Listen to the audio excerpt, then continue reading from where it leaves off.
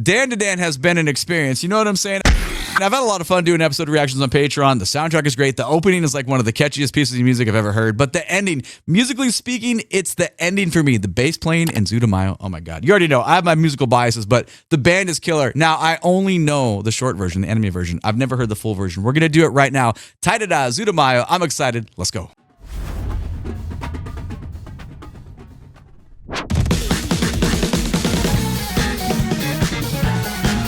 What a groove, man.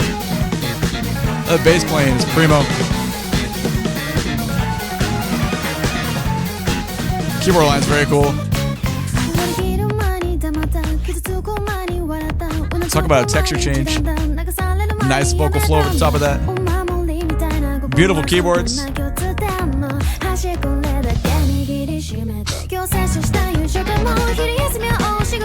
It's so good. Guitar line is funky.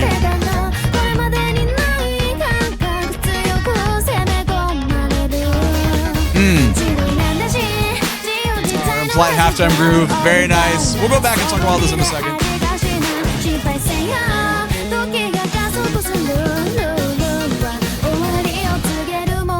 We gotta stop though, I'm sorry. We'll get back to the hook here in a second. Let's go back for this minute. Man, what a great song so far. Let's talk about what's going on. But why are we rewinding? Okay, it's a surface level musical analysis channel. Basically, we rewind. We're talking about the layers. It's just to like work on not being so passive in the listening experience and being a little bit more active so you can grab just listening down the layers. Just, maybe be a little bit more aware of what's going on like within the musicians. The mixing is amazing. This is, okay, sorry. It's about observing. We try to keep the bias out, like versus like I like it versus I don't like it. I mean, I'm guilty. I do it all the time. We're only human here. But now, granted, I do like the band, so there is some bias here. And the bass playing is like this primo. But what's going on in the beginning? The groove is so nice. How do we get a good groove? Okay. My opinion / experience is you need the bass player to be great and you need the drummer to be great because it's like this, it's a marriage, it's this relationship because the bass player is just a tonal drummer, if that makes sense. If you play, you totally get it. If you don't play, you might be like, what? But the roles are so similar. And if you have a great drummer and an okay bass, yeah, it could work, but it might not be, like it might not be grand. If you have an amazing bassist, but the drummer kind of like shitty, you're like, it's just not going to be there. This needs to hit. And it does hit. This is amazing.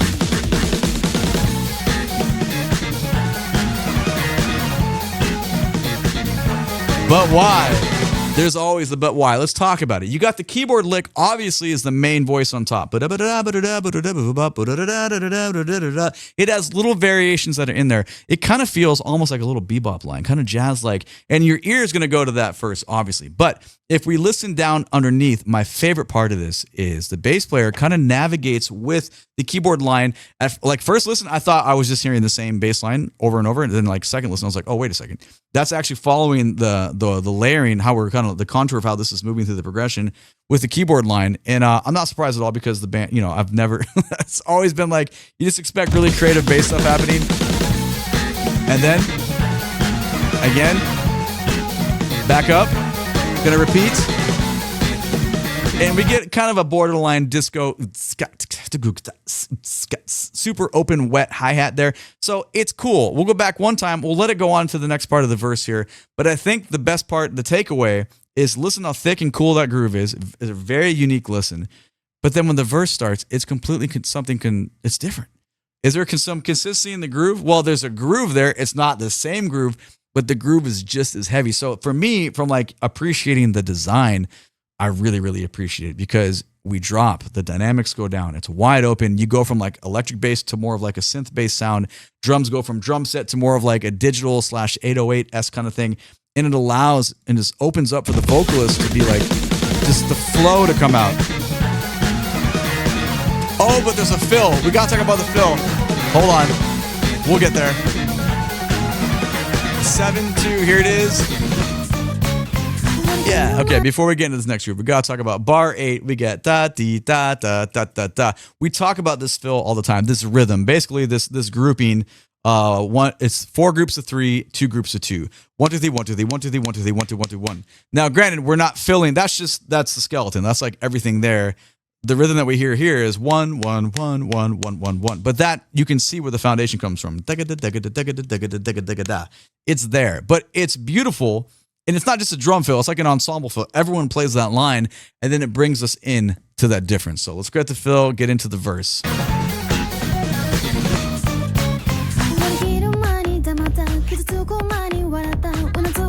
Little horns going on, fun decorative ideas,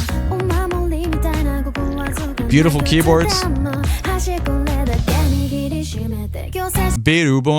Now that is really nice. You get a little harmony in the background there. The bass player doubles up in that line. That's super important. I like that. We had like little cool borderline jazz voicings in the keyboard parts that were going on. There's so much happening that it's subtle. It's not a crazy amount of notes. You know, we're not hitting the audience with massive amounts of demand, you know, that they have to be super, super, super, super invested to appreciate what's going on, but it's all there. And for me, this is just an opinion now, I really, really like that. I mean, I like it all. I like stuff that's super difficult. I like stuff that's like, you know, a walk in the park, but this is just in the middle where the predominant, I know why I like it. It's because the groove factor is there. I always like grooves that are designed really well. I'm always going to respect and be addicted to versus songs that have like fun sounds, but like grooves are lacking. I don't know how else to say that in layman's terms, like without making it super music nerdy here, but does that kind of make sense? You know, the low end pocket groove design is important.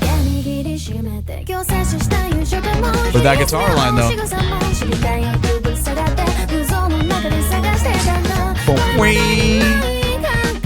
Yeah, so a lot happened there. Like the James Brown guitar comes in and everything changes, man. The backside of this first verse, it just gets so funky. That's 38 seconds. Go back to like 27. Check it out.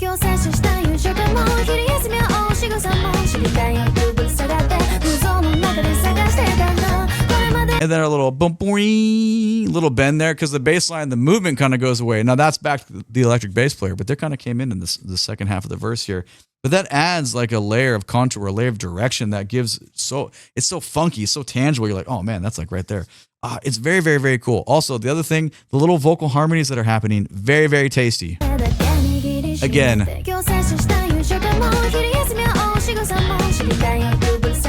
That's beautiful.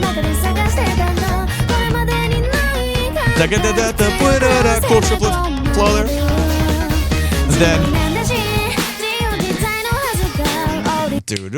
And then suddenly the focus is here. 1, 3. Tempo is still the same.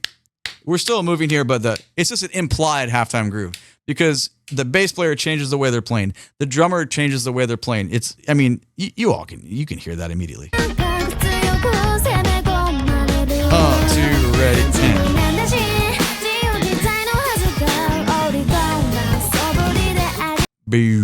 So like a lot of glissandos on the bass, we articulate loud, kind of slide down the string. It really helps for these type of grooves. And the kick drum, you get kind of that. It just gives it some life. You know, there's like little characteristics that we throw in to get those to really be in the pocket. Again.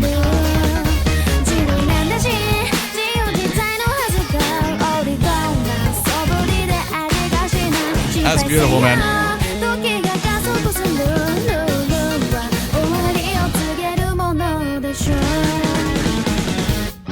I promise we'll let it go on in a second. We got to talk about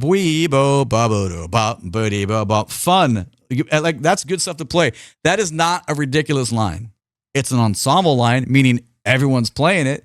It completely changes the flow. We take away the groove for a moment to play that, and then we're going to drop into the hook. Like that is like brainiac stuff. I mean, sorry. It's not that is a recipe for success because you give something that is different. It's not, they didn't sit there and go like play like a ridiculous amount of notes to like give you this thing. They gave you a little blues like it hits, but then we're going to drop into the chorus. Like, I don't know, fuck it. It is kind of brainiac stuff. You know, like it sounds really, really good. And the function of it makes complete sense. Okay, I promise we're going to the chorus this time. We just had to talk about that first minute. Here we go.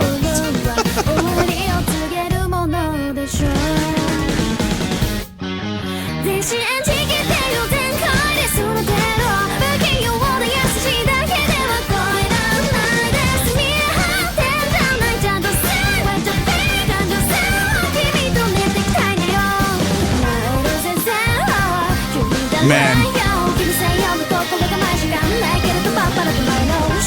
Rhythmic ideas. 10 out of 10.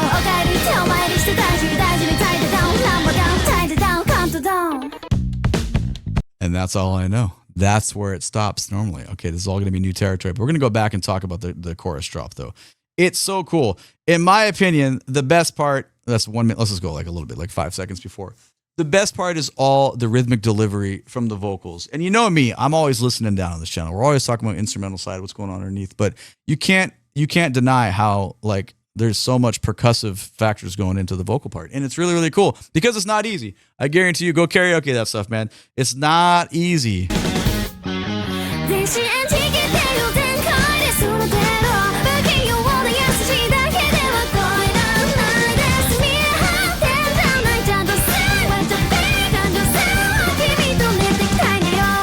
All right, so the first part of the hook, obviously, it sounds like a hook. That is like, you know, it's a pop chord progression. Everyone's in the pocket. They're playing, you know, what you would kind of expect there. But it's the next section where we really start. It's not really a section. It's kind of the second half to what's going on in the chorus.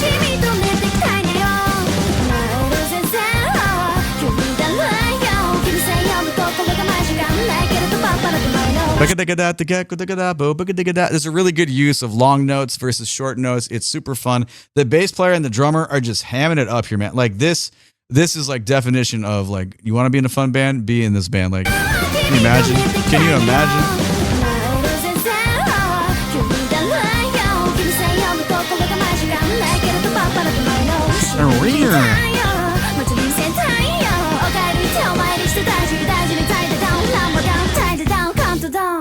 Yeah, what is it about that section that is so cool? You know, it's like, it's kind of hard to pinpoint. It just feels like an elongation of a phrase. You don't really know, like in the anime length of it that, you know, that I've only known. I'm like, where's this going? Because we're like, just like, da-ga-dee, da-ga-dee, da-ga-dee, da. Like we kind of keep pushing over the bar line. And it feels cool because it almost feels like an agogic accent. You're like, whoa, what is happening here? I dig that kind of stuff. Like, I don't know, like, are you into that? I know it's not for everybody, but like I say often on here, it's definitely for me. It's going to push you in a direction that's enjoyable.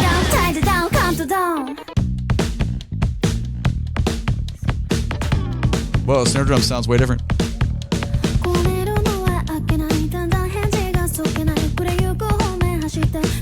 Back to a verse with some differences here. Oh, interesting guitar playing on that.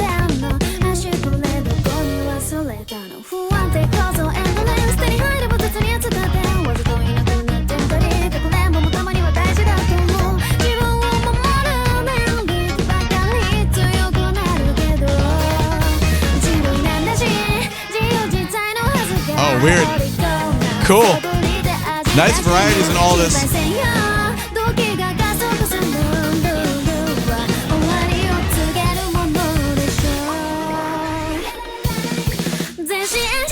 Dude, come on, man. We're so spoiled. We're so spoiled right now. Variety, as you know, is the spice of life. We're getting so much. See, this is what I want to praise so much is because you get groups. How many times you listen to songs in its verse, cool, same. Second verse, cool, same. Chorus, yep. Verse, cool. Verse, chorus, bridge, all the same. It is what it is. 3 minutes go by, your life goes on. You're like, cool. This is not the way. This is not what we get.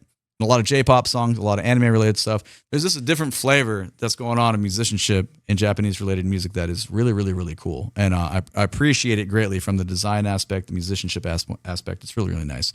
I'm not saying that Japan is the only place in the world that has creative musicians. It's not the case at all. It just happens to be, in my life right now, the highest concentrate I'm getting of it happens to be in this. Now, granted, this is primarily what I'm listening to right now because it's my day-to-day. But I just want to praise it because music is music. Regardless of where you're from, music is still music. So you still want to give good musicians the kudos they deserve. Nice guitar differences. Sets a completely different mood. But for me, it's the snare drum difference in the sound. If we rewound to the other verse here, it doesn't sound like this. This is a very, very different approach. It's cool. Oh my God, dude. Like that second guitar line just creates a beautiful harmony against the vocals. Again, please. Here we go. That is stanky, baby.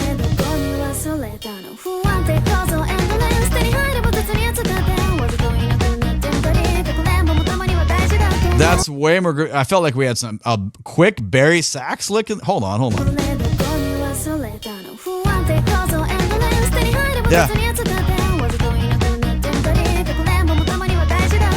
Maybe not Barry, maybe tenor, but it doesn't matter. Just got a little bit of syncopation there against. I mean, it's not really syncopation. They're kind of playing the same thing, but the groove, again, super established, but just variety in the instrumentation that we're getting to give it to us. Like, one more time, please and thank you. Like, this is so awesome, man. Again.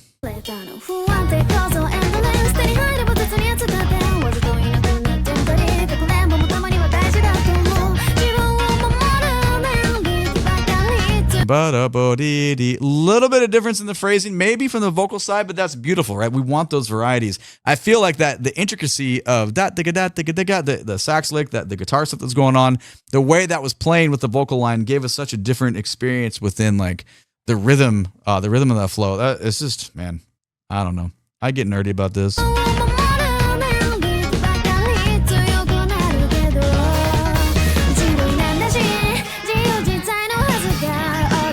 No, that's interesting. Our halftime groove here, same construction as far as like making 1 and 3 be the rhythm focus, but I don't know. We got some cool like horn things on the right side of the mixer and the right side of the headset.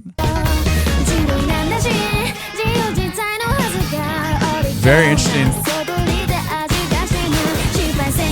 Some cool claps.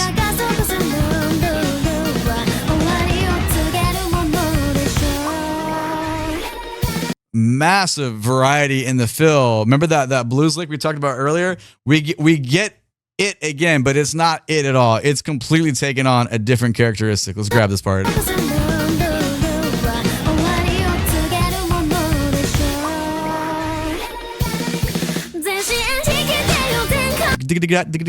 First 4 notes, 2 groupings of 60-note triplets. That's nice. Did you hear like there were like the backwards playing? Like it feels like music like heading backwards. That's so cool. Like, come on, man. You have to applaud the creativity here.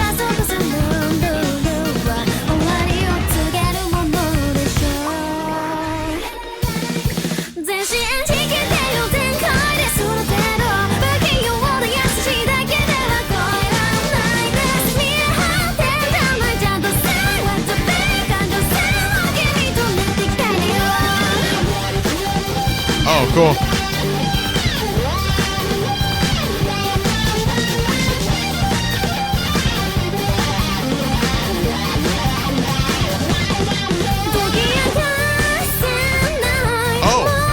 Okay.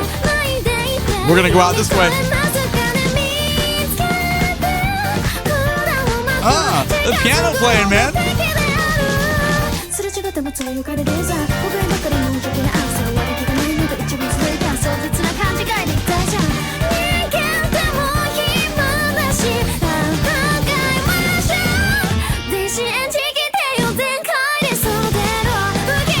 Wow.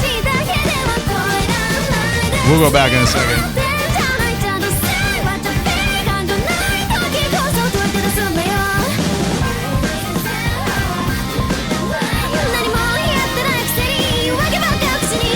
Wow.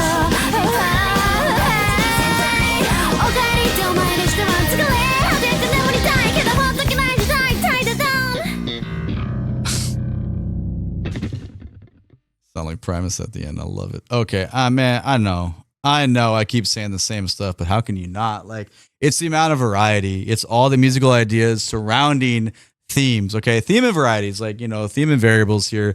We get stuff established in that first minute 30, and they come back to us. I mean, the bridge obviously is something new that we heard in this full version, but even when you get this last chunk here, the chorus out, and then the last verse, there's still so many things, and they're not subtle things. They're huge differences within the same structure, though. I can't, hats off, man. Like, that's super, super, super important. It requires, I mean, think about it this way. Like, you might be like, well, what's the big deal? I mean, I don't know. Maybe it's not a big deal. Maybe it's me. But I feel like from a music standpoint, especially like think about if you're playing a set, you got to know so many songs. You have to your toolkit of what you need to be able to execute live is huge, right? There's so much you have to have stored up here to be able, the proficiency on your instrument, depending on how demanding the lines are, what you're playing. But you have to remember all that stuff. And like, you're not just sitting down and playing, all right, how many chords are in the verse? What's the chorus? What key am I in? You've got all these little intricacies to keep track of. So if you weren't appreciating it, maybe from that aspect before, maybe you can think about that too, because there's just a lot. And, it's cool. Let's go back and listen to these chunks again and talk about some of the little fun things that happen.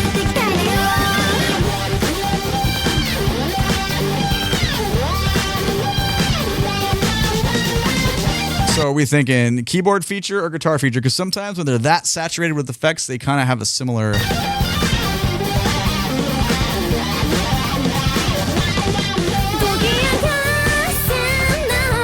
Okay, right here. So now the drummer is just like, we're laying it down, man. The groove is the stankiest it's been at this point, man. This is just absolutely outstanding. Two.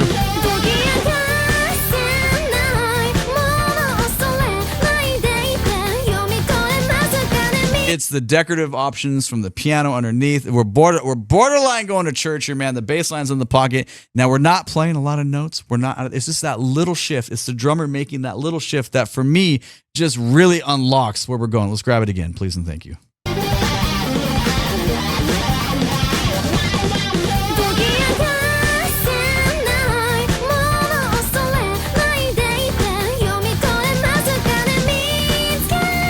Oh, nice background harmonies. Boom, boom, boom, boom, boom. That's where I was freaking out the first time on the turnaround and the progression, and to have everything fall out. We have nothing on the low end when we get there. Grab that again.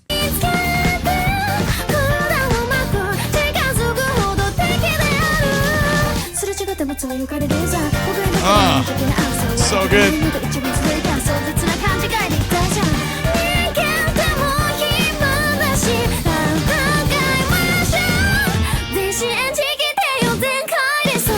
Come on, man. There's so many things just changed vocally. We get the really, really intricate subdivision going on, and then all of a sudden we're belting. Hold on. That's 313. Let's go back to, like, I don't know, 3.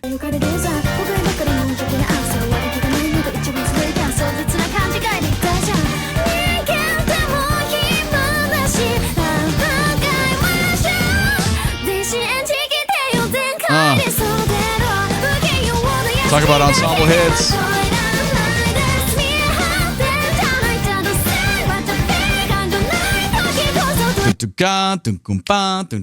Enjoy the phrasing there. I mean, we've had that previously in the song, but it wasn't as aggressive as it was just right there.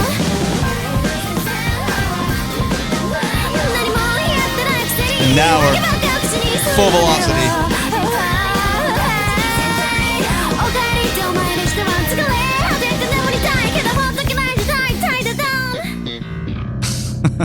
Then we hang over at the end. Okay, well, it's just a surface level, right? We're just listening down. We're appreciating the layers. I can't say enough good things, and it's primarily because everything we talked about. The grooves and the amount of variety we get, and it's just kind of like there's a lot of flow and a lot of freeform ideas that all kind of come together to be nice when you think about it, how they lay on top of each other from the top down. So that's just my take on it. I'm very curious about yours. Let me know down in the comments below. My name is DrumRollTony. Come watch some anime with me on the Patreon. It's a great community. We're just missing one thing, and that is you. We have a Discord. Link for that is down there. You should join that as well. Please and thank you. Click the like button. Subscribe to the channel and check out the next video. YouTube thinks you want to watch one of these 2 videos next. I appreciate you being here. Have a great day. Take it easy. Bye-bye.